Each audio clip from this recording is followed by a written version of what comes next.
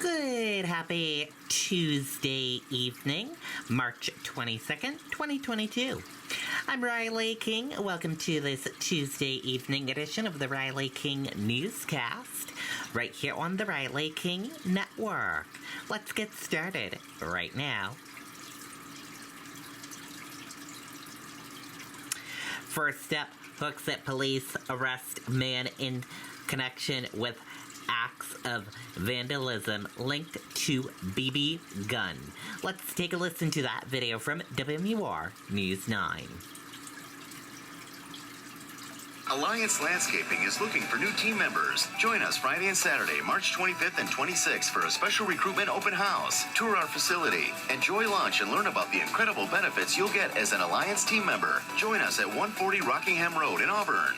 Hooksett police have made an arrest in connection with a rash of BB gun vandalism. The crimes happened over several weeks last month. Police say the suspect, Zachary Noel, turned himself in on charges including 3 counts of criminal mischief. He is free on bail this morning. Okay, and there you go on that video and that report.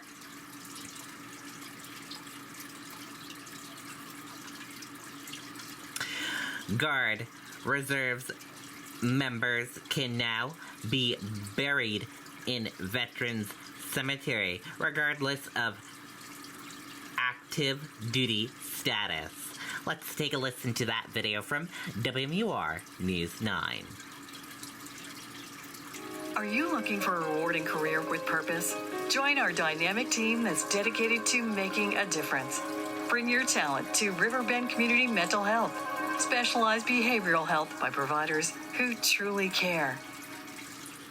Well, Sean, today, Congressman Chris Pappas gathered with others to celebrate the enactment of his new policy. He worked side by side with local veterans to make changes to the burial eligibility, which hasn't changed in 30 years. The new changes ensure that anyone who took an oath and served their commitment will have the option to be buried in the New Hampshire State Veterans Cemetery in Boscawen. Before now, National Guard members and reservists who had not been on active duty could not be buried in the cemetery. Now they can, as well as their spouses and dependents. Congressman Pappas says that the dedication of these service members is undeniable, and the former director of the cemetery says he's happy that they will be honored properly. How members of the National Guard and Reserve have been there for the people of New Hampshire to ensure that we weathered this pandemic well, at the same time aiding in our national defense. It broke my heart, brought tears to my eyes when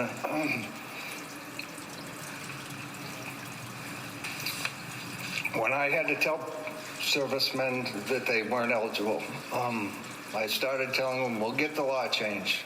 As of now, the change is only statewide. Officials from the cemetery say they receive about 50 requests per year for these service members to be buried there.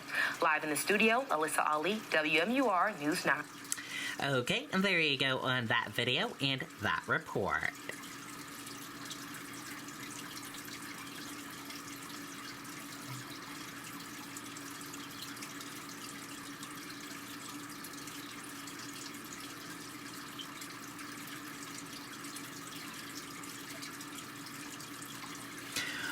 White House warns Russia could launch cyber attacks.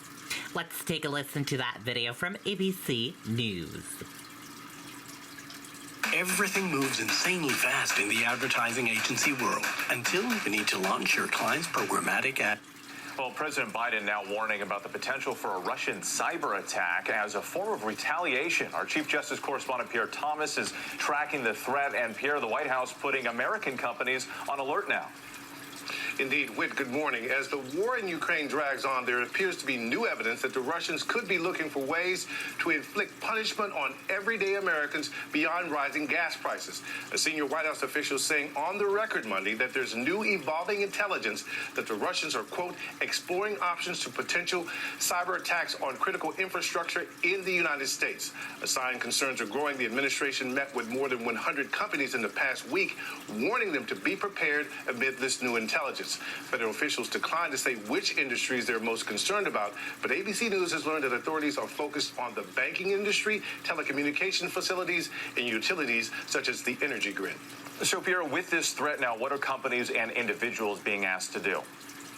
First, companies need to close and lock all unnecessary doors connecting their computer networks to the internet. They need to make sure that employees use two-factor authentication and passwords that are lengthy and complicated.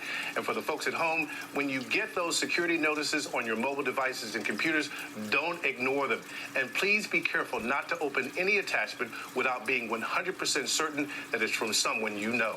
Whit? Pierre Thomas in Washington, thank you.